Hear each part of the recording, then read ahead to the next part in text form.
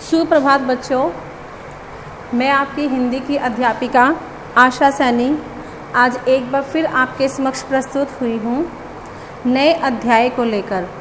बच्चों, आज हम 8वीं कक्षा का वसंत भाग 3 में संकलित पाठ 10 कामचोर विषय पर हम चर्चा करेंगे। कामचोर, जैसा कि आपको नाम से ही स्पष्ट है, कामचोर का अर्थ होता है काम से जी चुराने वाला। तो यह पाठ हमें क्या शिक्षा देता है, क्या बताता है हमें? तो यह पाठ हमें बताता है कि बच्चों को शुरू से ही कार्य करने की आदत डाल देनी चाहिए। क्यों डाल देनी चाहिए? ताकि बच्चों को धीरे धीरे कार्य करने की आदत पड़ जाए और उनमें आलस की प्रवृत्ति उत्पन्न ना हो। ठीक है, तो अब हम इस पाठ के मुख्य बिंदुओं पर चर्चा करेंगे। सबसे पहला जो है, आखिर ये मोटे मोटे किस काम के हैं, हिलकर पानी नहीं पीते।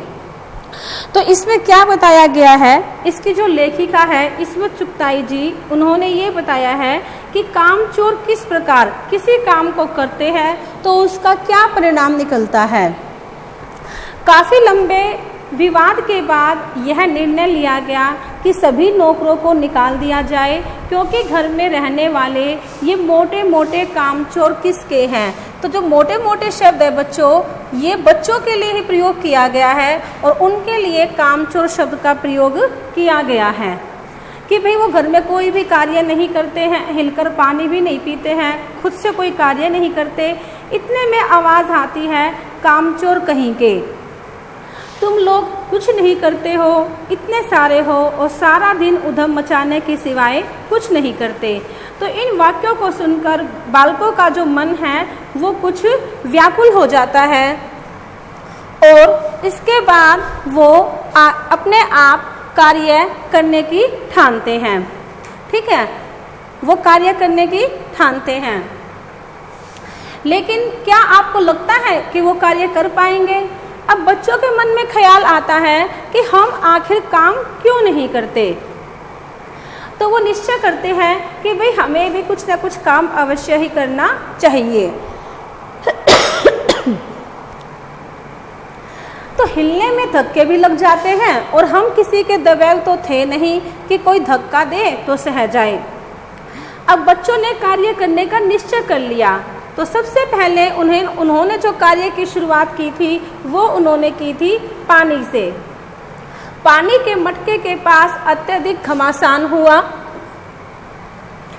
मटके और सुराहियां इधर उधर जा गिरी।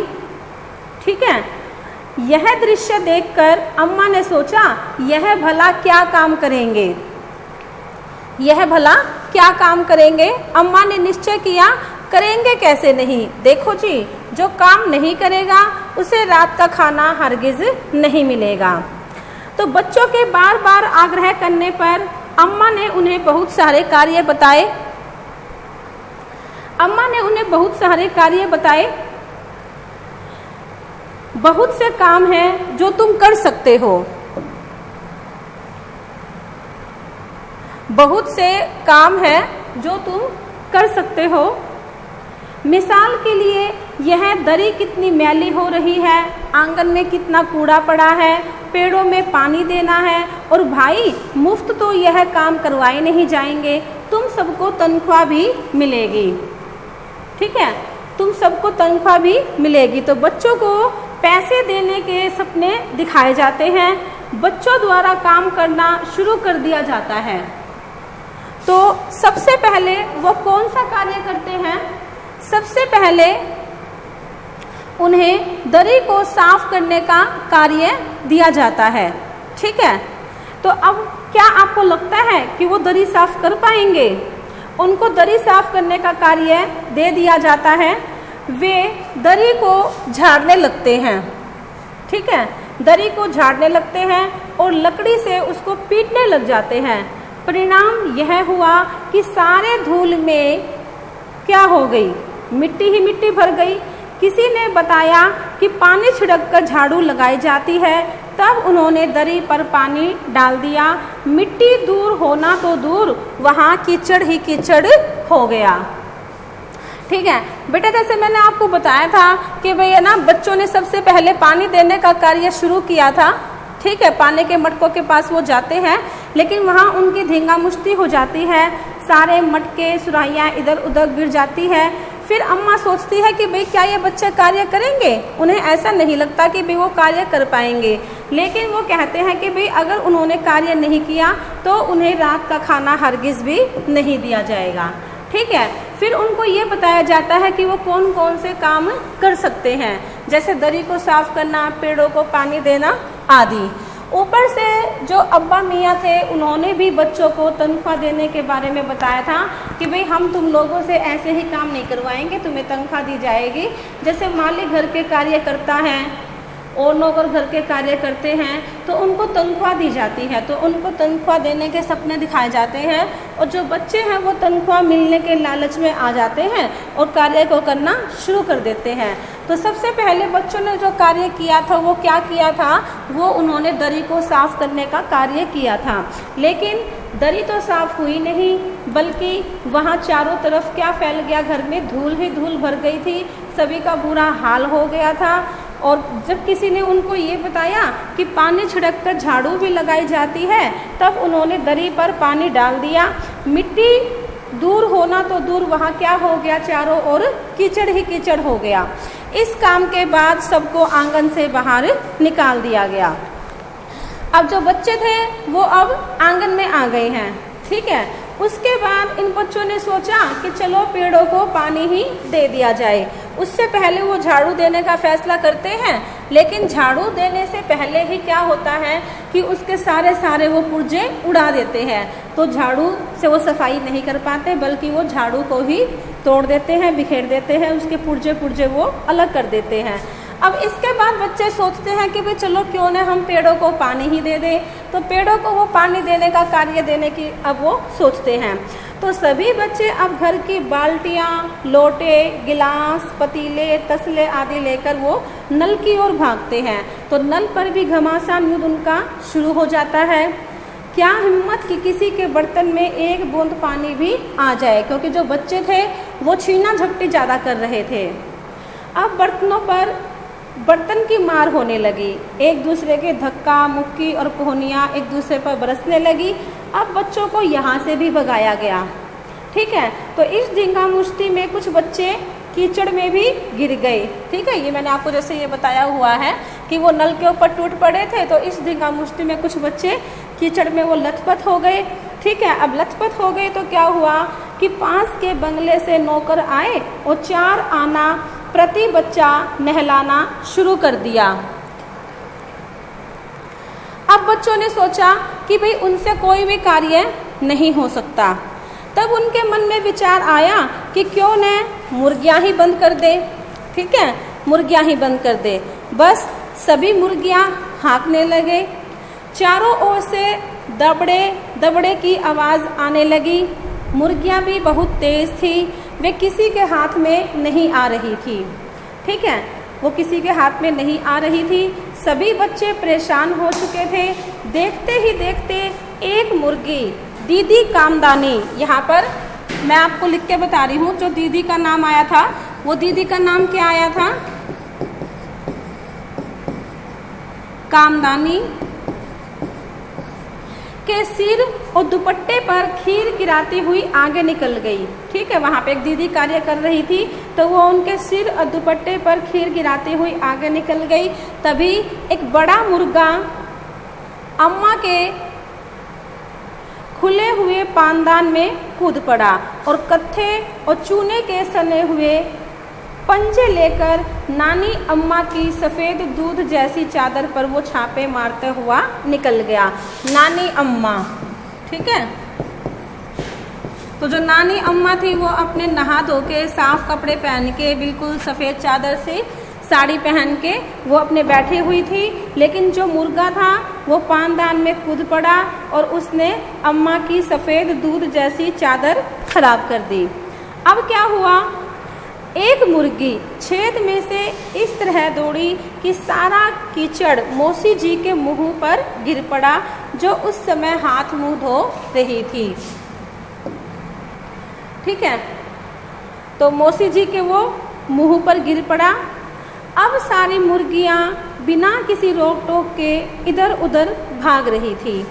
मुर्गियों में असफलता मिलने के बाद बालकों ने सोचा चलो भेड़ों को दाना डाल दिया जाए। जैसे कि मैंने आपको यहाँ बताया हुआ है कि बच्चों ने अब भेड़ों का कार्य करने का शुरू किया कि वे चलो हम भेड़ों को ही दाना डाल देते हैं, लेकिन वो इस कार्य में भी सफल नहीं हो पाते। क्यों नहीं सफल हो पाते? अब उन्होंने क्या किया, सारे दिन की भूखी भेड़ें दाने की इस तरह दौड़ी कि भागना कठिन हो गया, क्योंकि उन्होंने सभी भेड़ों को एक साथ खोल दिया था। तो जब उनके सामने कुछ चारा आ जाता है तो वो एक साथ दौड़ पड़ती है। तो उससे क्या होता है, सब भेड़ें सब कुछ अस्त व्यस्त करती हुई आगे बढ़ती गई। भेड़ें बहुत निसंकोच भाव से सबको रौंदती बैंगनों का छिड़काव करते हुए दौड़ गई। ठीक है, अब यहाँ पर एक मुख्य पात्र भी आता है, और वो मुख्य पात्र क्या आता है, चाचा जी से पहले आते हैं हस्जन माँ। ये मैं आपको यहाँ पर लिख कर बता रही हूँ, हस्जन माँ।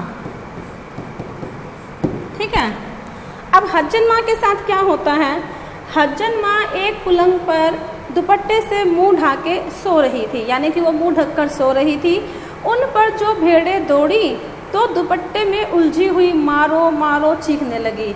यहाँ पर बच्चों आपकी हंसी छूट पड़ेगी, क्योंकि बच्चों ने जो घर की हालत बिगाड़ दी थी ना, वो तुम सोच भी नहीं सकते कि भाई बच्चों को एक तो कार्य करने की आदत नहीं थी, दूसरा उन बच्चों को निर्देश भी नहीं दिया गया था, उनको बताया नहीं गया था कि वो हमें कार्य करने कैसे हैं, पेड़ों को पानी कैसे देना है, घर में अगर झाड़ू लगानी है तो वो कैसे लगानी है, अगर हमें दरी को साफ़ करना है तो वो कैसे साफ़ करना है, भेड़ों को अगर दाना खिलाना है तो वो कैसे खिलाना है। ठीक है, तो सारा गश्त बच्चों ने अस्त व्यस्त कर दिया था। अब क्या हुआ कि जो हस्जन माँ सो रही थी तो वो दुपट्टे में उलझ गई, और उन्होंने क्या किया, मारो मारो ऐसी वो आवाज़ निकालने लगी। कुछ ही देर में भेड़ें सूप को भूलकर सब्जी की टोकरी पर जा पड़ी। ठीक है, ये तरकारी वाले के यहाँ पर उसका प्रवेश होता है, तरकारी वाली का, तो वो सब्जी की टोकरी अपने सिर पर लिए हुए होती है। तो जो भेड़ें थी वो तरकारी वाले की सब्जी पर टूट पड़ी। भेड़ को मारने पर लगता है जैसे किसी रुई के गद्दे को पीट रहे हों। थोड़ी ही देर में भेड़ों ने तरकारी छिलकों समेत स्वयं को कढ़ाई में झोंक दिया। इसका अर्थ ये है कि भेड़ों ने सारी की सारी तरकारी जो थी वो चट कर ली थी। इस कार्य में भी असफलता मिलने के बाद बच्चे अब भैंसों का दूध निकालने में जुट गए। देखिए, ये मैं आपको बता रही हूँ कि बच्चों को अब भैंसों से दूध निकलवाना है, लेकिन वो ये कार्य भी अच्छी तरह नहीं कर पाएंगे। क्यों नहीं कर पाएंगे, अब वो आप देखिएगा। तो अब बच्चों ने ये सोचा कि भाई चलो हम है ना भैंसों का दूध निकाल लेते हैं, लेकिन इस कार्य में भी उनको असफलता मिलती है। धुली बेधुली, इस शब्द का अर्थ होता है बिना धुली हुई। जैसे भी बाल्टी थी वो लेकर 8 हाथ 4 थनों पर पिल पड़े, यानी कि भैंस के 4 थन थे और 8 बच्चे वहाँ पर लग गए। ठीक है, तो भैंस बाल्टी को लात मारकर दूर जा खड़ी हुई। सबने तय किया कि भैंस को आगे पीछे करके बांध दिया जाए। ठीक है, तो भैंसों के वो पाँव बांधने की सोचते हैं, लेकिन वो इस कार्य को भी नहीं कर पाते। अब वो क्या करते हैं, देखिए। झूले की रस्सी निकालकर भैंस के पैर बांध दिए। पिछले 2 पैर उन्होंने चाचा जी की चारपाई से बांध दिए। तो वहाँ पर चाचा जी सो रहे थे, उनके चारपाई से वो उन्होंने बांध दिए। ठीक है, अब देखिए कितनी मतलब मूर्खता यहाँ पर बच्चों ने दिखाई है। साथ साथ में हमें हंसी भी आ रही है कि उन्होंने भैंस के जो पैर बांधे थे, पैर भी उन्होंने किससे बांधे, चाचा जी की चारपाई से। तो अब जब भैंस दौड़ेगी तब आप देखिएगा कि चाचा जी की क्या हालत होती है। तो झूले की रस्सी निकालकर भैंस के पैर बांधे गए। पिछले 2 पैर चाचा जी की चारपाई से बांध दिए गए। अगले पैरों को बांधने की कोशिश ही की जा रही थी कि भैंस चौकन्नी हो गई और छूटकर भाग निकली। तो चाचा की चारपाई जब पानी के ड्रम से टकराई और पानी छलककर जो भूमि पर गिरा तो वे समझ गए कि आंधी तूफान में फंसे हैं, साथ में भूचाल भी आया हुआ है। जब उन्हें वास्तविक बात का पता चला तो वे बच्चों को छोड़ने वालों को भला बुरा कहने लगे और अचानक से उन्हें याद आया कि अरे बछड़ा तो खोला ही नहीं। अब रही सही कसर उन्होंने बछड़े को खोलकर पूरी कर दी थी। अब बछड़ा भी खोल दिया गया तो बछड़े की ममता में व्याकुल भैंस रुक गई। बछड़ा उसी समय दूध पीने में जुट गया। धोने वाले गिलास कटोरे लेकर लपके, लेकिन बाल्टी तो छपाक से गोबर में जा गिरी। छपाक, छपाक का अर्थ होता है अचानक से, एकदम से, ठीक है, ये छपाक का अर्थ है। तो कुछ दूध जमीन पर गिरा और कुछ कपड़ों पर गिरा। पूरे घर में कोलाहल मच गया। चारों ओर टूट फूट, इधर उधर सामान ही देखने को मिल रहा था। अब जो बेचारे थे, क्या हुआ, अब जो अम्मा थी, अम्मा तो पहले ही परेशान थी। अम्मा को तो ये लग ही रहा था कि बच्चे भी कोई भी कार्य नहीं कर पाएंगे, लेकिन अब्बा ने उनको तनख्वाह देने का लालच दे दिया था। भाई क्या पता बच्चे तनख्वाह पाने के लालच में कार्य को सही कर ले। लेकिन यहाँ पर बच्चों की भी गलती कम थी। क्यों? क्योंकि बच्चों को दिशा निर्देश नहीं दिए गए थे। उनको ये नहीं बताया गया था कि भाई आपको कार्य कैसे करने हैं। तो सारे घर में कोलाहल मचा हुआ था, सभी परेशान थे। जो सारा घर का सामान था वो अस्त व्यस्त हो चुका था। अब अब्बा ने क्या किया, तो अब अम्मा ने अब्बा को साफ साफ शब्दों में कह दिया कि या तो बच्चा राज कायम कर लो या मुझे ही रख लो। इसका अर्थ ये है कि भाई इस घर में या तो तुम बच्चों को ही रख लो या मुझे ही रख लो, नहीं तो मैं अपने मायके चली जाऊंगी। अब अम्मा ने अब्बा को धमकी दे दी थी। अब अब्बा भी बेचारे क्या करते, तो अब्बा ने सभी बच्चों को एक कतार में खड़ा किया और उनको क्या धमकी दी कि पूरी बटालियन का ही कोर्ट मार्शल कर दिया जाएगा अगर बच्चों ने किसी भी चीज़ को हाथ लगाया तो। ठीक है, अगर बच्चों ने घर की किसी भी चीज़ को हाथ लगाया तो सभी बच्चों का कोर्ट मार्शल कर दिया जाएगा। ठीक है, अब यहाँ पर एक शब्द आया है आपका कोर्ट मार्शल करना, यानी कि उनको बिल्कुल ही निष्कासित करना कि वो घर के किसी भी कार्य को हाथ नहीं लगाएंगे। और साथ में उनको ये धमकी भी दे दी जाती है कि अगर उन्होंने किसी भी चीज़ को हाथ लगाया तो उसका रात का खाना बंद हो जाएगा। ठीक है, अब बच्चे भी क्या थे, बच्चे भी उनके उस्ताद थे। अब बच्चों ने अपने मन में ये सोच लिया, ये फैसला कर लिया कि भाई चलो ठीक है, अब हम भी हिलकर पानी भी नहीं पिएंगे। लेकिन यहाँ पर अब जो हमारी लेखिका हैं उनके मन में एक प्रश्न आता है। वो प्रश्न क्या है कि भाई बच्चों ने जो निर्णय लिया था, अंत में निर्णय लिया था कि हम हिलकर पानी भी नहीं पिएंगे, क्या उनका यह निर्णय, क्या उनका यह फैसला उचित था या अनुचित था?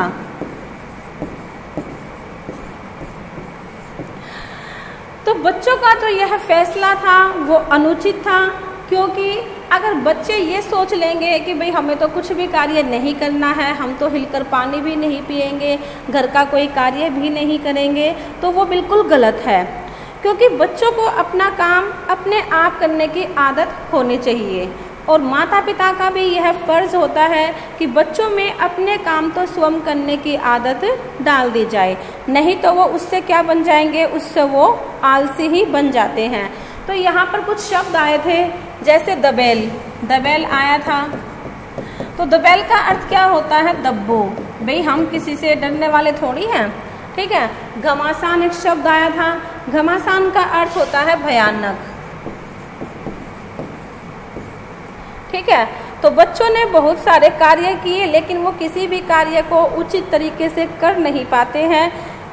फर्श पर उनको झाड़ू लगाने के लिए कहा जाता है, तो झाड़ू तो लगाना बहुत दूर की बात होती है, उससे पहले ही वो झाड़ू के पुर्जे पुर्जे कर देते हैं। ठीक है, उनको दरी साफ करने का कार्य दिया जाता है, तो सभी बच्चे दरी के ऊपर टूट पड़ते हैं, चारों कोने पकड़कर इतनी ज़ोर से हिलाते हैं कि सारे घर में धूल ही धूल हो जाती है, वहाँ पर सांस भी लेना मुश्किल हो जाता है। तो घर के सभी सदस्यों का धूल के कारण बुरा हाल हो जाता है। उसके बाद वो पानी भरने की सोचते हैं, तो पानी भरने के लिए उन्हें जो जितने भी घर में बर्तन दिखाई देते हैं, चाहे वो डोंगे हो, कटोरे हो, गिलास हो, सभी लेकर उस नल पर टूट पड़ते हैं। ठीक है, और क्या नतीजा निकलता है, क्या परिणाम निकलता है कि बच्चे पानी भरने का कार्य भी नहीं कर पाते, बल्कि एक दूसरे को कोहनी मारते रहते हैं, तसले उनके टूट जाते हैं। जिसके हाथ में कोई भी चीज़ नहीं लगती तो उनको डोंगे कटोरे मिल जाते हैं और वो उनको भरने की सोचते हैं। फिर उसके बाद वो पेड़ों को पानी देने का कार्य सोचते हैं, लेकिन उससे भी कुछ हल नहीं निकलता और वो भी कार्य को पूर्ण रूप से नहीं कर पाते। तो इस पाठ में जो हमें बताया गया है वो यही बताया गया है कि हमें बच्चों को बचपन से ही कार्य करने की आदत डाल देनी चाहिए। अगर हम ऐसा करेंगे तो जो बच्चे हैं उनमें बिल्कुल भी आलस्य नहीं आएगा और वो कार्य को धीरे धीरे करना सीख जाएंगे। तो इस पाठ को हमारे समक्ष इस्मत चुगताई जी ने एक कहानी के रूप में प्रस्तुत किया है, और जब आप इस कहानी को पढ़ोगे तो आप बहुत ज़्यादा अच्छा अनुभव करोगे और आपको ये भी एहसास होगा कि भाई हमें तो अभी से ही कार्य करने की आदत डाल लेनी चाहिए। अगर हम अभी से ऐसा नहीं करेंगे तो आपको आगे चलकर बहुत सारी समस्याओं का सामना करना पड़ सकता है। आप आलस्य से भर जाएंगे। जब आप कोई भी कार्य करने की सोचेंगे तो आप नहीं कर पाएंगे। क्यों? क्योंकि आपने कभी कोई कार्य किया ही नहीं। और आलस्य ये मनुष्य के पतन का सबसे प्रमुख, सबसे बड़ा कारण होता है। अगर आप आलस्य दिखाएंगे तो कोई भी कार्य आपका पूर्ण नहीं होगा। तो मैं उम्मीद करती हूँ कि आपको यह पाठ अच्छी तरह से समझ में आ गया होगा।